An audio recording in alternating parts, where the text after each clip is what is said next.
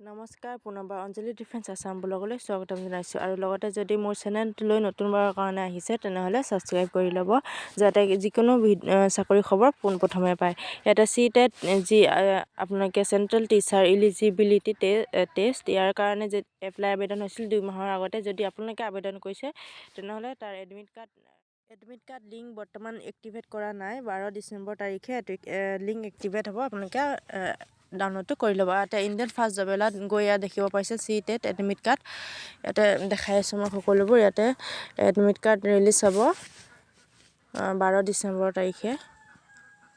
আৰু ইয়াতে যদি ইয়াত দেখিব পাইছে name of organisation central board of secondary education CBSE।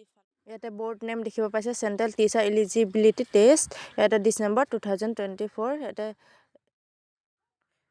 Exam date ইয়াতে 14 ডিচেম্বৰ 2024। ইয়াতে ছানডে দিনা এক্সামটো অনুষ্ঠিত হ'ব।